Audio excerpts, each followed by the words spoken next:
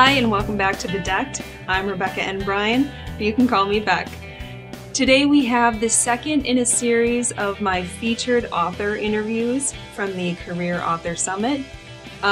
This one kicks off also my month of fall or Halloween themed content here at Bedecked. This interview is with zombie fiction and post-apocalyptic author Zach Bohannon. Zach is one of the individuals you hear about sometimes whose first book took off. Those unicorns, those special outliers, as people say, whose first book took off. That was the Empty Body series. And now his Dead South series is doing amazing too. I have been a fan of Zach Bohannon's and his business partner, Jay Thorne's, for a while. I've been listening to them on podcasts since I started publishing in 2015. So I was able to meet them for the first time at the Sell More Book Show Summit in 2019. And I guess Zach still tells the story of how I was nervous to come up to them the first day. So it was like halfway through the second day where I finally approached them and said, I'm a patron of yours, longtime listener. It's really great to meet you. I'm Rebecca. So I finally got the guts to talk to them, and now I think I can say we're friends. I was in Jay's mastermind last year, and now I have Zach on Bedecked. So this is going to be a fun interview. He has some great insight on minimalism and how he got started, and how you can get started too, if that's something you are looking for. And where to buy the best black t-shirt. So check out the interview. Today I have Zach Bohannon with me from Writers Inc. fame, and the Writers Inc. podcast, and he's also one of the hosts of the Career Author Summit, which I just finished attending this weekend. Minutes ago. I did a quick change, I grabbed him, and now we're in here. And he's also an author of post-apoc and zombie books and all that fun stuff. So let's start out in the general sense. What does branding mean to you? Oh, that's a good question. I feel like branding, it first and foremost should reflect, I guess, like what you're trying to project out in your world and into the world. And for me, like a lot of that has to do with genre. Like, you know, there's obviously a lot of similarities in my books, like, you know, it's dark, it's post-apocalyptic, end of the world stuff. So there's obviously like a dark aesthetic there, but the important thing is too, that's also like kind of who I am. So, you know, I always wore a black t-shirt. I grew up playing in metal bands.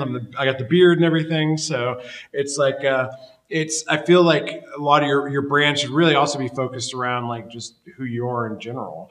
And so that's kind of what I focus on when I look at branding. Mm-hmm. So I know you're big into word clouds. Mm-hmm. What are 3 words that would describe your brand? Oh, that's a good one. So I guess I would say dark would be one. I kind of said that. I guess I could say metal. So that's like I didn't say adjective, so yeah. Sure, metal's fine. And I don't know, like there's probably something along with like the apocalypse stuff. Like, I mean, end of the world is not one word. Maybe just apocalypse, zombies. I don't know. Okay, like right. Something along those lines. So, what is your process for getting ready and packing for an event? Oh my gosh. So like I'm pretty minimalist. So it's funny, every time I go and pack for an event, I try to like take less stuff every time. Like it seems like my bags keep getting smaller. Yeah. And I'm definitely like a list person. So I definitely have a list of everything I need to go. And as far as like being in the conference, I'm not really big on taking a bunch of notes and stuff like that. Like for me, it's more about like just engaging and listening and kind of like digesting stuff and then thinking about it later instead of like trying to write everything down. I hope that answers your question. Is that kind of where you're? Yeah. Okay. So you mentioned the minimalism thing. Yeah. Why is minimalism important to you? Because for me, and it's funny, like minimalism, gets a bad rap. It's when people hear you're a minimalist, like, oh, so like you don't want to own a sofa and you don't want this. And it's like, no, minimalism is not like, for one, it's not a destination, it's a lifestyle. And minimalism is subjective. It's whatever is the minimal things you need to be happy. And for me, that's what it's about. It's about only having the things, you know, be it material possessions or whatever in my life, as well as like relationships, whatever it is that bring value to me and bring me joy. So I look at that at a physical standpoint. Like I'm like, well, there's only like a handful of things every day that I even use in my day-to-day life. So why do I have all this other stuff? You know, I obviously like, I get joked about like, you know, I own 6 t-shirts, 6 of these black t-shirts, and that's all I wear every day. There's a reason for that, you know, and even on the digital side, like I'm very much a digital minimalist, as Cal Newport would say. You know, I'm not on social media. My phone is very bare bones as far as apps and stuff. You know, I just try, for me, it's about keeping my attention on the things and the people in my life that matter and just like forgetting about everything else. Have you always had that mindset? No. I mean, it's not like I've always been a person who like needed things all the time. I mean, I've always been kind of a tech geek, I guess.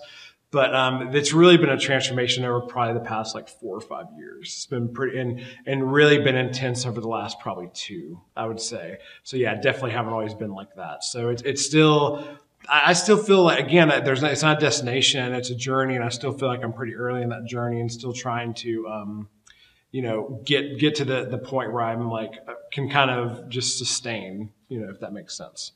So for someone who wants to start on that journey, how would you recommend they start down that path? I mean, there's some extreme ways you can go. I mean, I've heard about people like so one of my favorite resources is The Minimalist. They have an amazing podcast.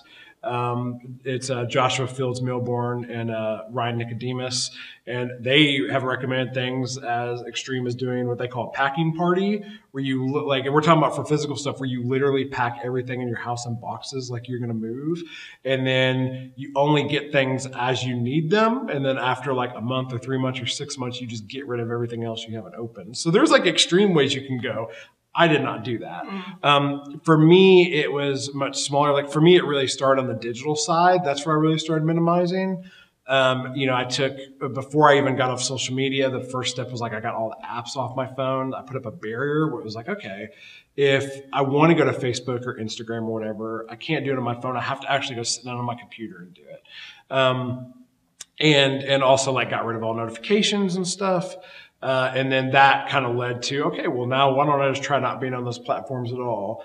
And that initial mindset started to lead me to like look at the things in my physical life. And it was just a little bit at a time, you know. I think it's a different journey for everybody. But I think that it's just look at what you get the most joy out of and look at your values. Like what are the things you value and what is getting in the way of those things. And I think that's like the best way you can really kind of start. So let's talk about the clothes. Okay. I knew you were going to get there eventually. Yeah. Well, we've talked about minimalism. That's your value. You have 6 black shirts, you say? Is that okay? So how did you come to buying that particular black shirt? Did you go through a lot of black shirts? You're like, no, these are the ones I like. I did. So I'll give you the whole story, which is something I don't typically talk about this publicly, but you're my friend, like, you know, and I really like you. You know, I only have 12 viewers. So. But so to answer your initial question, yeah, there was a lot of trial and error to find the right shirt. Unfortunately, this one is now discontinued, so I've had to find something else that I don't like quite as much. Yeah. I've tried really hard to find this shirt too. If any 12 of you can find Goodfellow premium crew necks, it's got to be the Target. It's Target brand, but it's got to be the premium. They still sell the standard, but it's a different material blend. It's the premium. Then that's the one. But kind of the reason behind it, it's a twofold answer. So for one, it's just easy. Like I don't have to think about what I'm going to wear, and a black shirt is very applicable to a lot of different situations.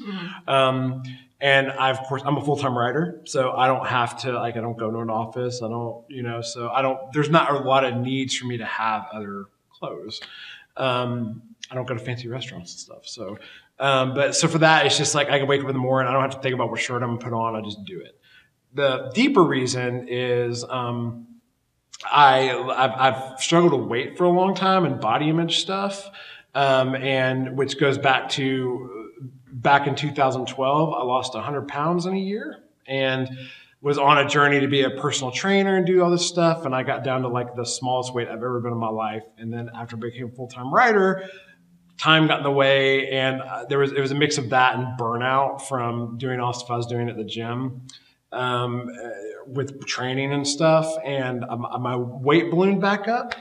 And for many years, I had a lot of really bad like self-confidence issues with that, because I had like gotten myself to this great place of health and then like let that go, to the point where like I would see people that I used to train at the gym and like in public and run the other way.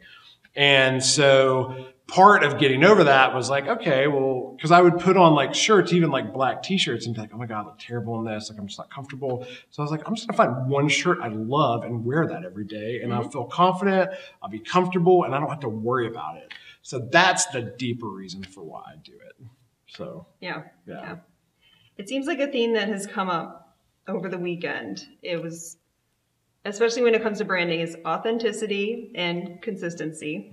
And I think clothes have something to do with that. It does, yeah. Like, you are a darker author and you happen to wear black, but that's what you gravitate toward anyway. Which is who I am, yeah. It's just who you are. It's not me like, putting on a costume. Yeah. Right, exactly. And I think that's important, and that's not what I'm trying to promote here, putting on a costume. Just find something that's comfortable with. 100%. And that's why I wanted to have you on today. So are there any closing thoughts you have? Because I know you got to get going on branding or the whole package or minimalism, any words of wisdom? I'm sorry I didn't wear camo. Yes, I was going to bring that up. Yeah, so this conference and you and Jay's brand has a camo trend, and you wore no camo this whole weekend. And you said you were going to go shopping, and you didn't. So, well, fortunately, my camo pants I used to wear were too big, which is a good thing. Congratulations. But yeah, it was. I should have worn camo. You should have worn camo. I'm sorry. Yeah. So forgive me. Okay, that's fine. You're forgiven. That'll be my closing thought. Okay. He's forgiven. Thank you, Zach, for joining us. Thank you so much for having me. And I hope you join me next time on Bedecked. Bye. Bye. I hope you learned a lot during my interview with Zach Bohannon. Like I said, I'm going to have some fall-themed content coming up. We kicked it off this week with zombies, with the zombie author. I'm hoping to have some more Halloween-themed episodes. And my plan for next week is to show you a fall capsule wardrobe for an author. So we will see what I come up with. If you have any authors that you would like me to interview, or if you have any ideas for Halloween yourself, why don't you comment down below? What are you going to be? Who's your favorite monster-themed author? Let me know. And again, thank you for watching Bedecked. I hope you'll tune in next week. Bye!